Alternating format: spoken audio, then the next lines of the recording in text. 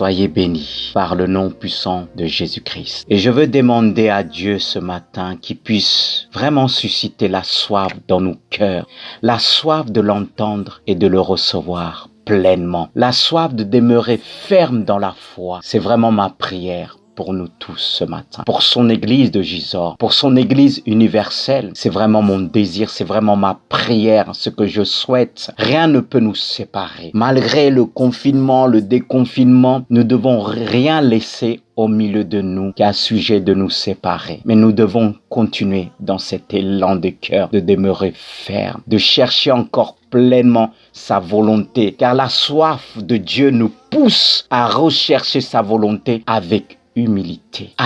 L'humilité est vraiment une clé qui nous aide à accéder au royaume de Dieu, nous aide à accéder pleinement, et nous avons besoin de cette humilité. C'est pour ça que nous avons besoin de se référer à l'enseignement de Jésus-Christ. Cet enseignement que Jésus-Christ nous a laissé à travers sa parole, car il est lui-même la parole de Dieu. Il nous a laissé sa parole écrite sur un livre par le Saint-Esprit. Car dans sa première béatitude de Matthieu chapitre 5, là on voit Jésus qui nous parle d'humilité en disant « Heureux le pauvre en esprit, car le royaume des cieux est à eux. » Heureux les pauvres en esprit, car le royaume des cieux est à eux. Ce qui nous montre que le chemin du bonheur passe par la simplicité et aussi par l'humilité, avoir un esprit humble. Mais avant tout, je tiens à préciser, parce qu'il y a beaucoup de commentaires au sujet de ce passage, mais je tiens vraiment à préciser selon la lumière des Écritures, car être pauvre en esprit ne veut pas dire être ignorant ou incapable. Il n'est pas question non plus de déficience, d'un manque d'intelligence, de compétence ou d'éducation. Ce n'est pas non plus la caractéristique de gens naïfs, crédules,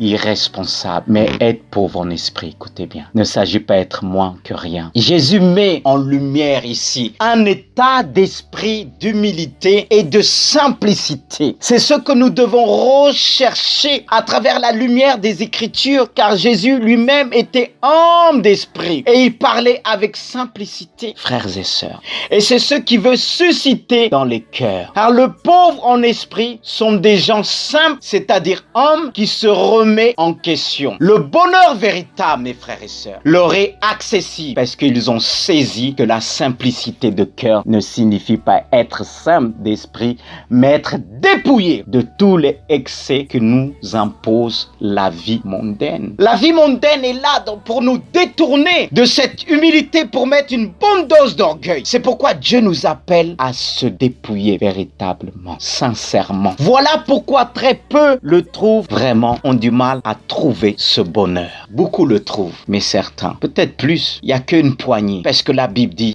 il y a beaucoup d'appelés et peu d'élus. C'est vraiment difficile pour ceux qui ont du mal à rechercher l'amour de Dieu. Mais c'est l'amour de Dieu qui nous fait rentrer dans cette humilité, parce que l'amour est vraiment une clé qui nous emmène à expérimenter cet attribut de Jésus-Christ, qui est aussi un attribut des hommes à la base. L'homme a été créé pour qu'il puisse demeurer dans cette atmosphère de simplicité. Mais à cause du péché, le péché a déformé le cœur de l'homme. Et par le grand tentateur que nous connaissons tous, Satan, qui était rempli d'orgueil, c'est ainsi que Dieu l'a chassé de sa présence dans le ciel. Et lui qui était rempli d'orgueil, il pouvait que entraîner les hommes dans cet orgueil. Mais nous avons le choix aujourd'hui de choisir. Ah, c'est la simplicité qui permet de découvrir que le vrai bonheur, c'est de savoir se dégager du superflu afin de se concentrer sur l'essentiel. C'est aussi de se débarrasser, cette humilité nous emmène à se débarrasser de l'excédent et se contenter de nécessaire. Ah, voilà un autre problème. Un autre problème à quel nous avons tous du mal à mettre en pratique. De pouvoir de se débarrasser de tout ce qui nous empêche d'aller vers l'essentiel. C'est pour ça qu'il faut se focaliser sur ce qui est important.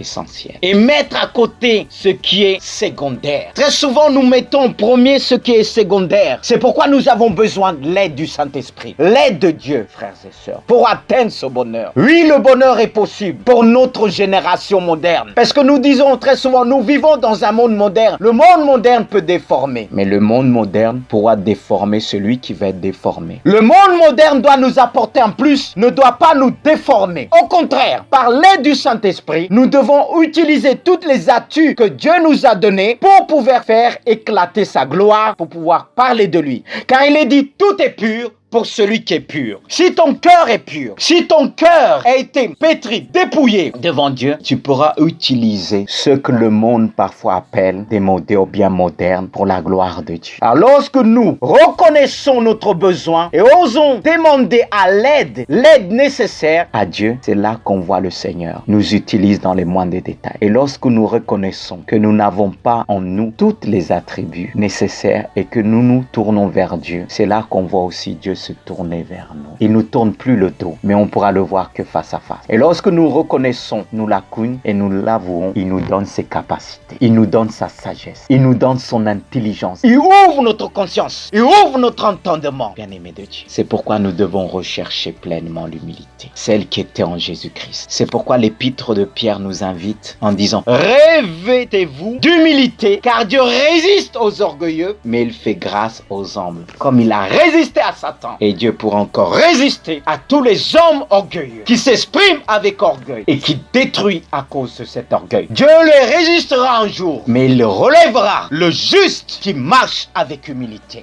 le juste qui est revêtu d'humilité, le juste qui cherche de tout son cœur ce manteau d'humilité. Ça doit être le manteau de l'Église. C'est pourquoi le monde doit reconnaître en nous Jésus-Christ par l'humilité. Doit reconnaître en nous les compassions de Christ. Que Jésus était un homme simple. Il allait de lieu en lieu. Il guérissait les malades avec humilité. Il n'était pas là pour abattre les hommes avec des paroles dures, mais des paroles remplies d'amour. Le monde vit dans son péché. Le monde erre dans son désert. Mais nous ne devons pas utiliser des paroles dures pour détruire, mais des paroles remplies d'amour. Des paroles de sagesse, des paroles qui relèvent celui qui est abattu, des paroles qui consolent, des paroles qui restaurent. Seule l'humilité en Jésus-Christ est capable de nous communiquer cela. Parce que parfois, nous avons tendance de riposter. C'est pourquoi il est dit: aimez vos ennemis, aimez ceux qui vous persécutent, ceux qui vous maltraitent. C'est vraiment un commandement de Dieu. Seule l'humilité dans un cœur est capable de nous emmener à aimer nos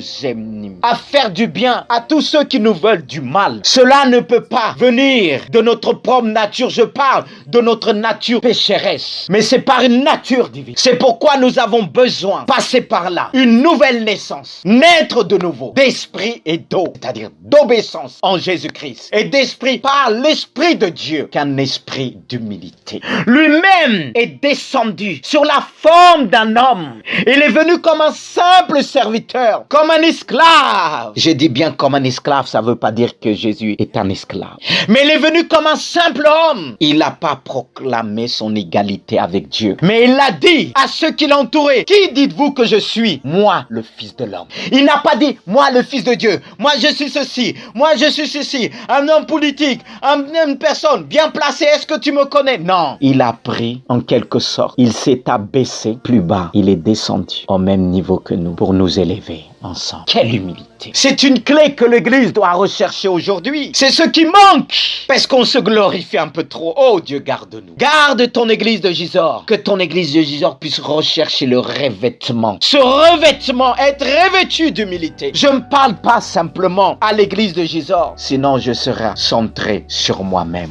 Parce que l'Église ne s'arrête pas simplement à Gisors, mais l'Église, elle est universelle. Alors toi qui m'écoutes, de loin, de près, quelle que soit ta position à l'église, tu dois marcher avec humilité. Tu dois te revêtir de ce manteau. Si tu n'as pas ce manteau en toi, si tu t'es pas revêtu de ce manteau, si cet état d'esprit n'est pas dans ton cœur, tu n'iras pas loin. C'est ce que Dieu m'a dit avec le temps. Quand je voyais la main de Dieu au début de ma conversion, la manifestation de son esprit, le Seigneur m'a emmené à comprendre. La première chose que tu dois chercher, c'est ce qui gardera ton entourage, ceux qui te suivent, ceux qui te regardent. Il a mis l'accent. Cherche l'humilité. Car Satan était puissant. Il avait la puissance. Mais qu'est-ce qui l'a fait tomber? C'est la puissance. Très souvent, nous cherchons la puissance. Mais la plus grande puissance, mon frère, ma soeur, Église de Jésus-Christ, c'est l'humilité. C'est pourquoi il dit, heureux, je reprends, heureux les pauvres en esprit, en quelque sorte, les humbles en esprit. Car le royaume des cieux est à eux. Seuls ceux qui marchent pleinement dans l'humilité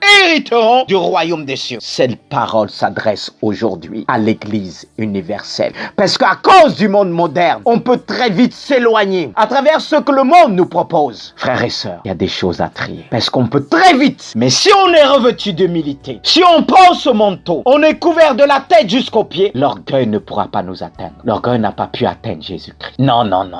Il avait soif de faire la volonté de Dieu. Oui, l'humilité nous pousse vraiment à chercher, plaire à Dieu. Parce que nous avons reçu cet esprit d'humilité. Parfois, on est poussé à demander pardon, c'est pas qu'on a tort, mais c'est l'humilité qui te pousse. Il y a des choses que l'humilité te pousse à faire. Parfois, tu comprends pas. Tu dis, tu perds. T'es pas un faible. Mais c'est une force. Et reçois cette force. C'est pourquoi je veux m'arrêter là. Afin que la prière puisse nous emmener pleinement dans ce message. Vraiment, mon frère, ma soeur. Pour moi, l'humilité, c'est ce qui va nous aider à conserver ce que Dieu nous a donné. Sans l'humilité, on ne pourra pas conserver. Parce que si on n'a pas cette humilité, c'est l'orgueil qui va venir prendre la place. Il y a eu beaucoup de qualités, des dons dans l'église, mais beaucoup de dons sont perdus dans la nature à cause de l'orgueil. Mais l'humilité t'emmènera à développer ce que tu as reçu jusqu'au retour de Jésus. Elle est valable même pour le monde. Parce que si le monde voit l'humilité dans l'église, cette humilité va toucher le monde, va toucher notre entourage. Alors revêtez-vous, nous, d'humilité. Car Dieu abaisse les orgueilleux, mais il fait grâce aux hommes. Gloire à Dieu. Seigneur, aide-nous. Parce que comme quelqu'un a dit, les paroles s'envolent, mais tes écrits restent. Et nous voulons que ces écrits, ces paroles puissent rester dans notre cœur.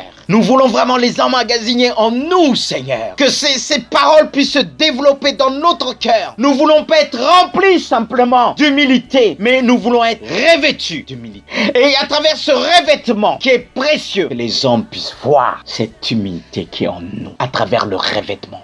À travers ce manteau qui est plus précieux que l'or et l'argent. Un manteau de gloire. Car ce qui faisait ta gloire, c'est cette humilité.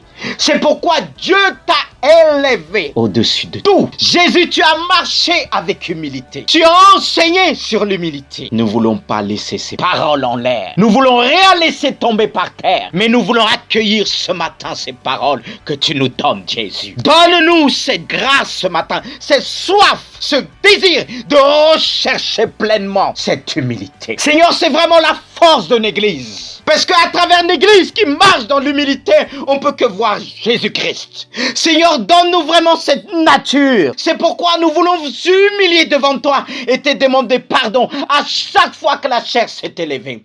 À chaque fois que l'orgueil s'est élevé pour prendre ce qui t'est dû, Seigneur Jésus. Oh, Seigneur, garde-nous.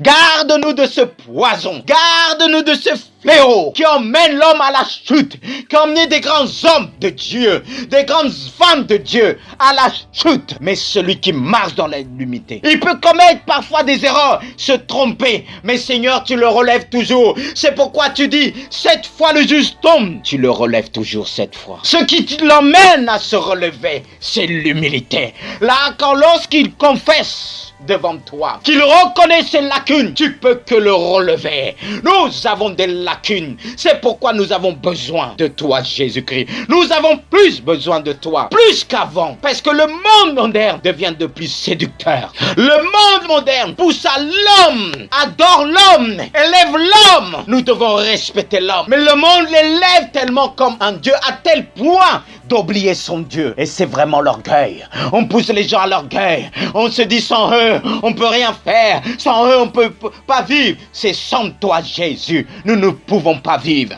Et on pousse les hommes à dire, sans l'argent, on peut rien faire. Mais c'est faux. L'argent ne peut pas acheter une âme. L'argent ne peut pas guérir un cœur abattu. L'argent ne peut pas ressusciter un mort. L'argent ne peut pas guérir la maladie maladie incurable. Elle maintient, elle peut soigner, mais elle ne guérit pas. Celui qui guérit, c'est Dieu. Et dans l'humilité que tu nous guéris, et que les hommes puissent chercher l'humilité, et que le pays, notre nation de France, puisse chercher cette humilité, et que l'église de Jésus-Christ puisse se relever à travers cette humilité. Donne-nous un cœur humble. C'est pourquoi nous prions ce matin. Nous prions en ce jour pour un esprit d'humilité, un esprit humble, Seigneur. Nous prions pour nos enfants, nous prions pour nos épouses, nous prions pour nos maris, par le nom puissant de Jésus-Christ, qu'ils puissent avoir une atmosphère de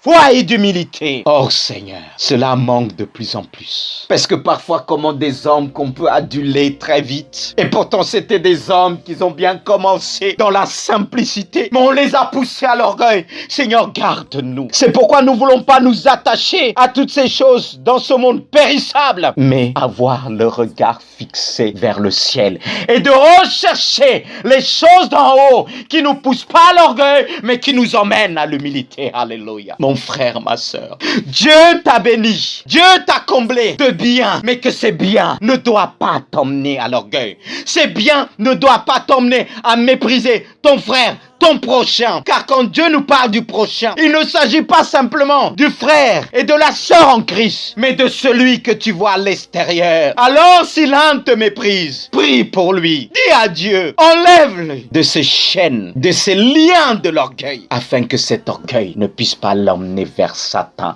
et sa demeure qui lui est réservée, l'enfer éternel. Parce que c'est là sera la place des orgueilleux. Parce que le monde de plus en plus, à travers les richesses, les pousse de plus en plus dans un orgueil démesuré. Mais que Dieu puisse nous garder, que Dieu puisse te garder. Reçois cette parole pour toi. Je la prends pour moi, mais tu dois la prendre pour toi. Ne dis pas que cette parole, elle est pour ton mari, elle est pour ta femme. La chair est faible, mais l'esprit bien disposé. C'est pourquoi il nous dit de veiller et prier, de veiller devant tout ce que nous pouvons voir et entendre. Tout ce que nous pouvons voir et entendre contre lui, pour notre salut ou bien pour notre perdition. C'est pourquoi je prie encore pour cette église de Jésus. Mes frères et sœurs, il est important de demeurer ensemble. N'abandonnez pas votre assemblée. N'abandonnez pas, mais cherchez encore à connaître ce qui se fait dans votre assemblée. Que ce temps, le déconfinement, mais l'église n'a pas repris dans tout son ensemble. Alors vous ne devez pas vous parpiller. Mais si l'humilité est vraiment dans notre cœur, on recherchera le bien de l'église. C'est à cela l'humilité nous emmène à considérer d'abord les autres, à rechercher le bien d'autrui. L'humilité est vraiment une clé. Parfois il y a des choses qu'on ne comprend pas, mais l'humilité nous pousse à faire la volonté de Dieu. L'humilité nous éloigne du péché. Alors Seigneur, agis pleinement par la puissance de ton Saint-Esprit. Oh Dieu, fais-nous grâce, fais-nous grâce, fais-nous grâce. Toi qui marches dans cette humilité, tu dois garder ce cœur simple. Tu dois continuer dans cet élan, parce que nous qui marchons selon les voies de Dieu, l'ennemi essaiera de nous corrompre. Il essaiera de t'emmener vers mettre quelqu'un sur ta route pour te dégoûter, pour t'insulter, pour te pousser à l'orgueil, pour te pousser à répondre, dire mais moi avant j'aurais réglé son compte. Non, tu dois l'aimer. On a tous besoin de ça. Même pour celui qui n'est pas